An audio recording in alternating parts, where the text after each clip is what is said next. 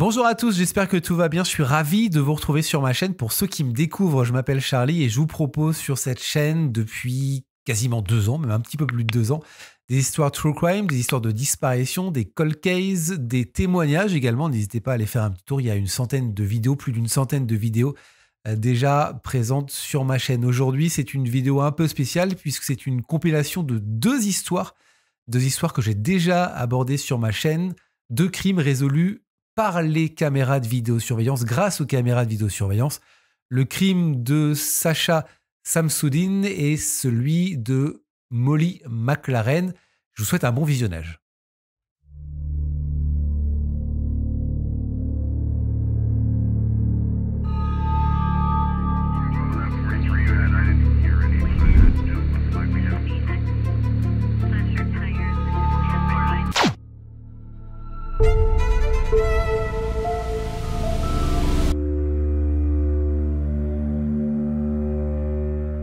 La première histoire s'est déroulée en Grande-Bretagne. Voici Molly McLaren, une jeune femme de 23 ans, étudiante à l'université de Kent. Studieuse, Molly. C'est une grande passionnée de sport et surtout de fitness. Son rêve d'ailleurs, c'est d'en faire son métier. Elle y consacre beaucoup de temps et tient même un blog sur lequel elle publie des conseils de remise en forme, des conseils alimentaires, etc. Elle est pas mal suivie d'ailleurs sur les réseaux sociaux. Elle a un petit boulot pour financer ses études, un petit boulot en boulangerie. C'est pendant cette expérience d'ailleurs qu'elle rencontre sa meilleure amie qui s'appelle Amy, qui va être une sorte de confidente pour elle. Parce que derrière le sourire de Molly se cache une détresse. Elle souffre de boulimie et d'anxiété généralisée. Côté cœur, Molly est célibataire et comme la plupart des jeunes de son âge, elle est inscrite sur Tinder. C'est sur cette application d'ailleurs qu'elle va faire la connaissance d'un garçon, un prénommé Joshua Stimson. Et ça va matcher parfaitement entre les deux. Ils ne veulent pas de relations éphémères, mais plutôt construire une relation durable, et ils vont longtemps discuter sur Internet, avant de se rencontrer en vrai. Ils ont plusieurs points communs, le sport et l'anxiété. Parce que Joshua aussi a ses problèmes d'anxiété, et il a vécu une dépression sévère. Ils se sont sentis connectés à ce niveau-là. Joshua a 25 ans, il a grandi à Stoke-on-Trent, une ville de 260 000 habitants. Ses parents se sont séparés quand il avait 12 ans. C'est son papa qui l'a élevé. Il travaille dans une entreprise de pose de fenêtres. Ses collègues le décrivent comme un garçon avec 2 côtés. Un très charmant, attachant, un autre dépressif, fermé, souvent en détresse et agité. Il pleure beaucoup et ne se présente pas au travail certains jours. En fait, Joshua souffre de bipolarité. Au départ, la relation entre Molly et Joshua se passe bien. D'ailleurs, c'est la première relation sérieuse de Molly. Ils semblent vraiment s'être trouvés tous les deux. Et rien dans le comportement de Joshua ne semble choquer Molly. Elle n'est pas au courant que toutes les dernières relations de Joshua se sont terminées de façon très compliquée. C'est qu'après quelques mois que tout s'emballe. Joshua devient de plus en plus possessif avec elle, à tel point qu'il l'empêche de voir sa meilleure amie, Amy.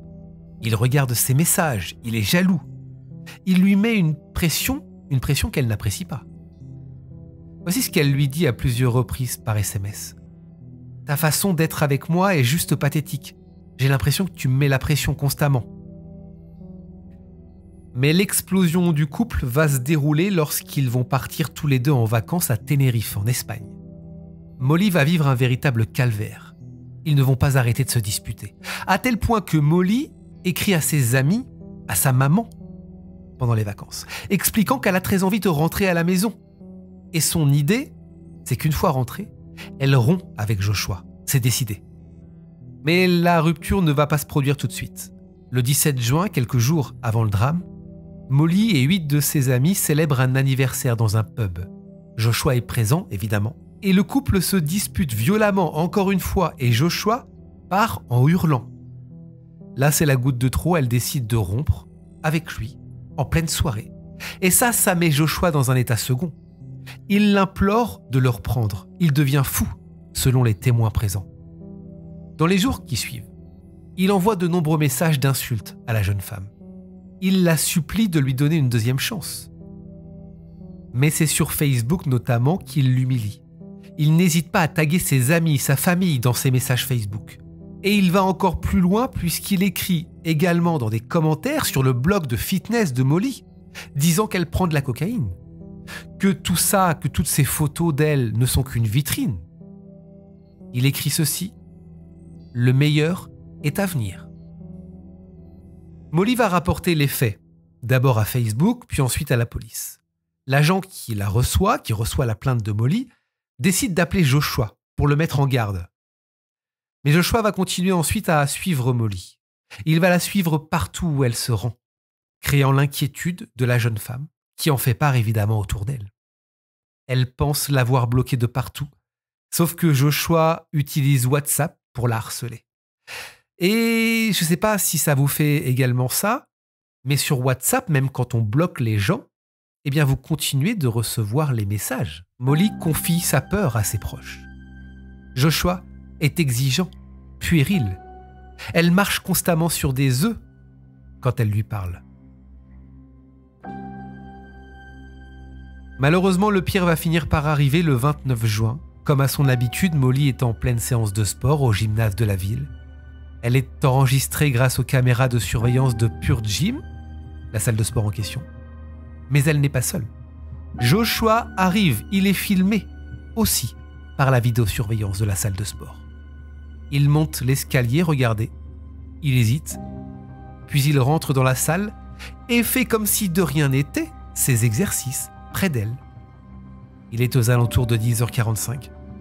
On le sait parce que Molly va envoyer un texto à sa mère en disant « Maman, il est venu à la salle de sport et il est juste à côté de moi », avant d'échanger 20 messages avec Amy sur le comportement justement de Joshua. Elle est terrifiée. Ce que ne sait pas Molly, c'est que Joshua n'est pas venu simplement pour faire du sport près d'elle.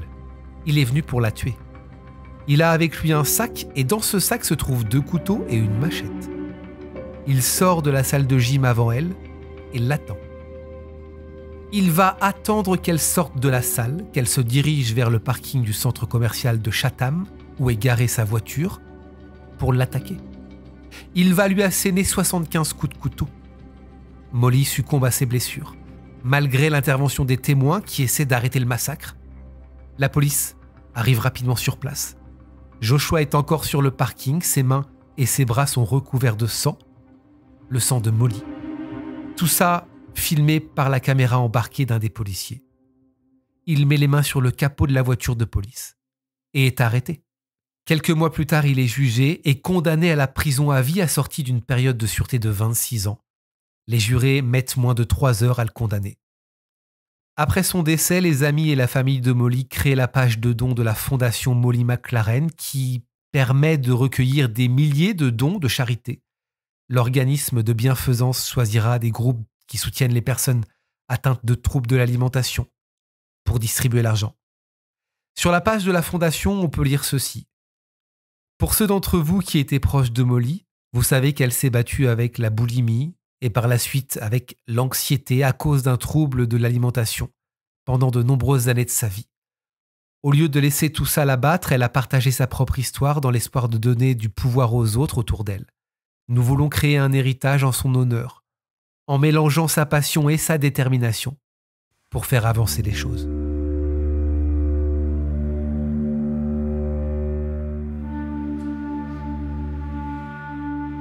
Hi, I need to fill out a missing persons report.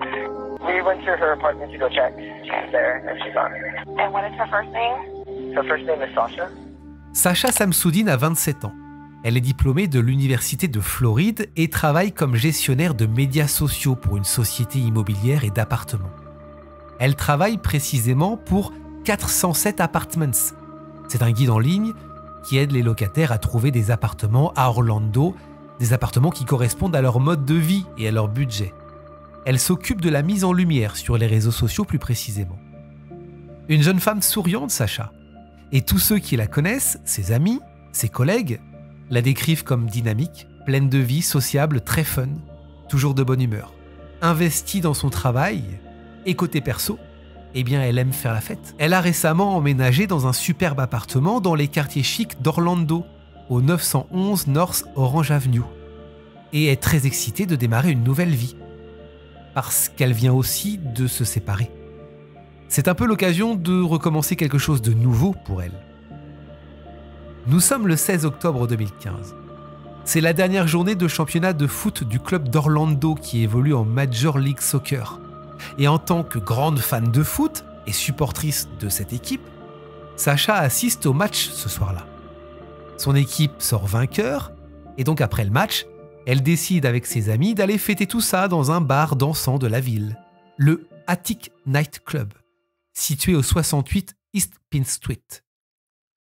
À environ minuit et demi, elle pense qu'il est temps de quitter la soirée. Le lendemain, elle a des choses de prévues, elle doit se lever tôt. Elle le dit à l'un de ses amis, Anthony. Ils sont plutôt bons amis. Ça arrive fréquemment qu'ils se séparent en cours de soirée. Anthony a l'habitude. Quand généralement Sasha a des choses de prévues, elle ne traîne pas trop. De toute façon, ils doivent se retrouver le lendemain pour un petit déjeuner aux alentours de 8h parce qu'elle doit se rendre donc à une baby shower, la baby shower d'une amie.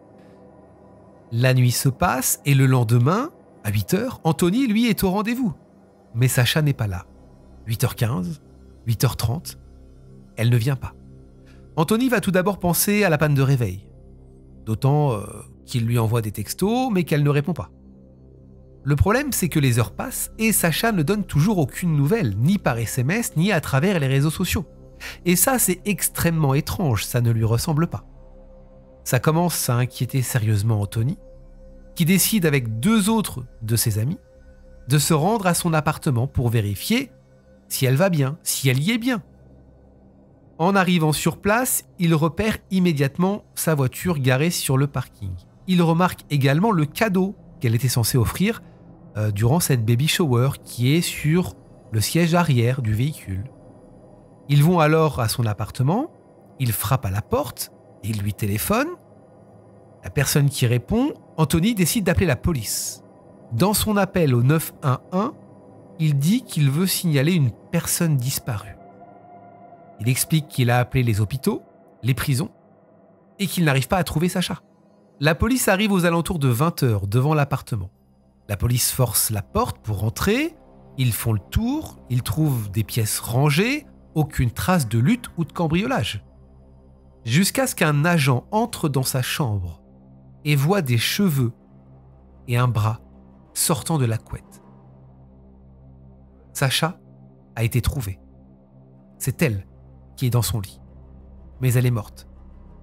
Et il y a des signes évidents de strangulation. Il y a des marques sur son cou. Ses bras présentent aussi de sérieuses blessures. Son collier a été arraché, sa chemise et son soutien-gorge ont été déchirés. Sans aucun doute, c'est clair, c'est un meurtre.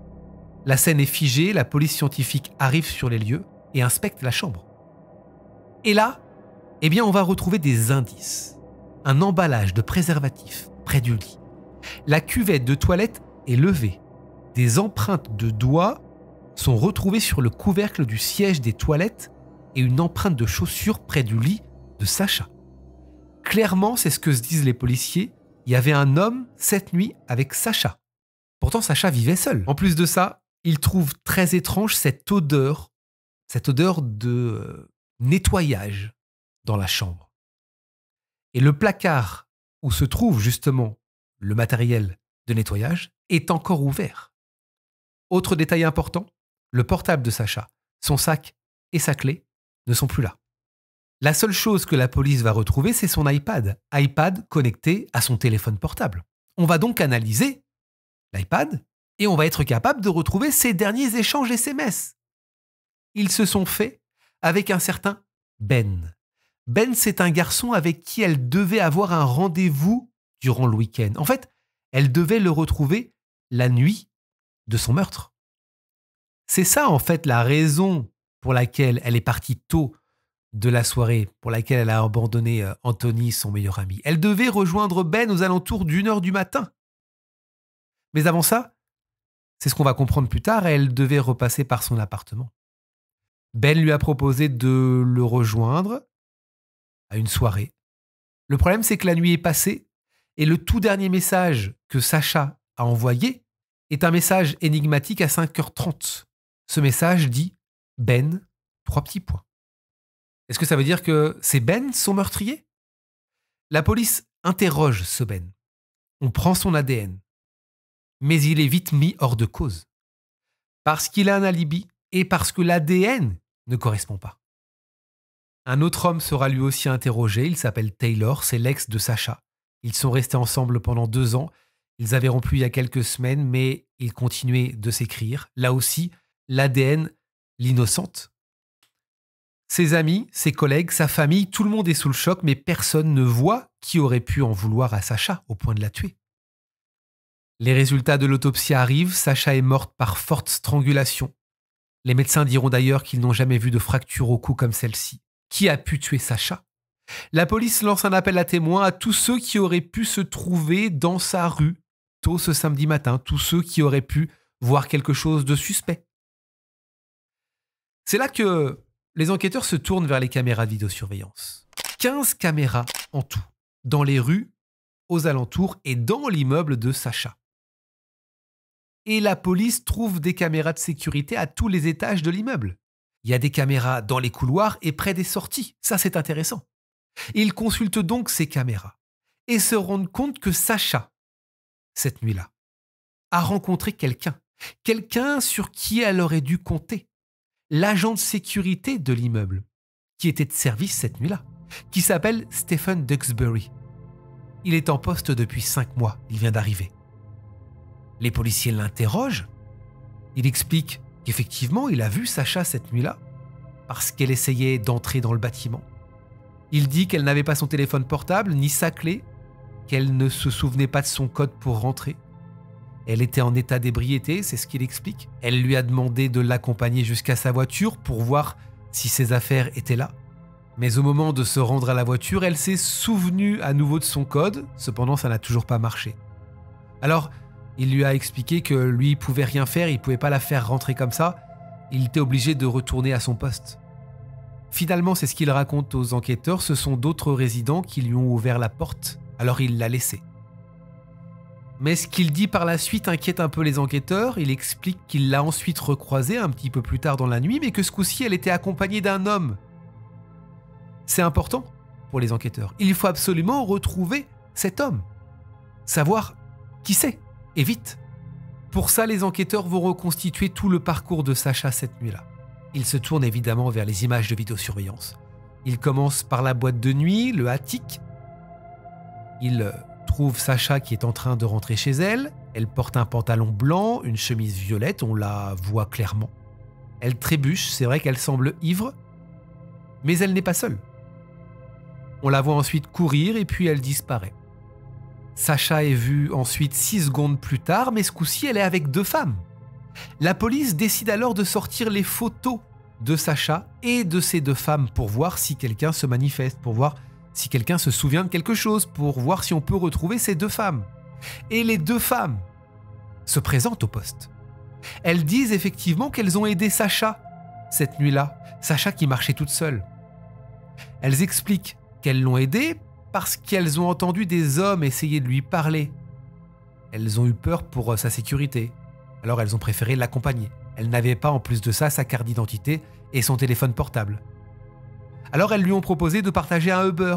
Et elles continuent leur explication. Elles racontent qu'elles n'ont pas voulu laisser Sacha toute seule rentrer chez elle. Elles l'ont accompagnée tranquillement, gentiment, jusqu'à la porte de la résidence.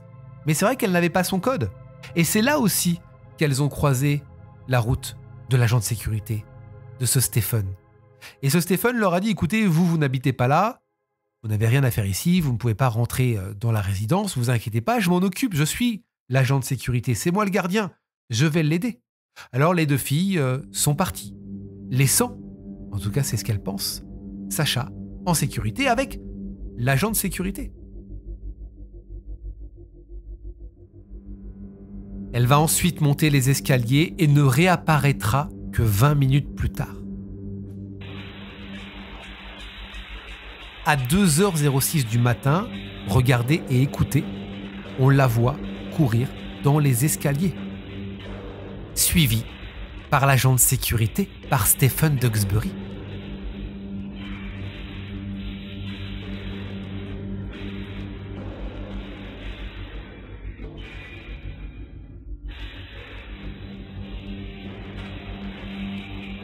Il dira d'ailleurs aux enquêteurs qu'ils ont fait des allers-retours au parking pour voir si les clés d'appartement de Sacha n'étaient pas dans sa voiture. Il donnera d'ailleurs une heure, il dira 2h25. Mais un peu plus tard, Sacha va se souvenir de son code enfin, et ils vont revenir aux appartements. Elle va rentrer chez elle, et à partir de là, plus personne ne la reverra ressortir.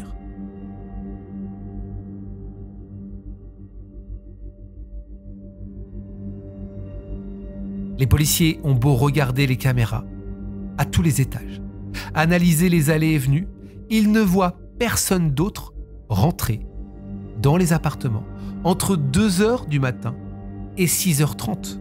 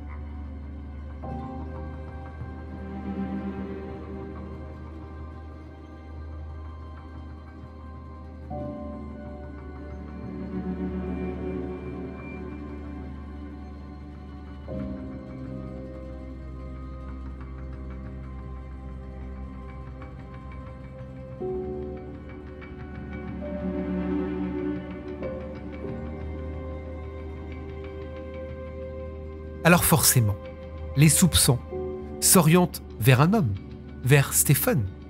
D'autant, regardez, qu'il est filmé à 6h35, le matin, au deuxième sous-sol, là où est garée sa voiture à lui, sa voiture perso.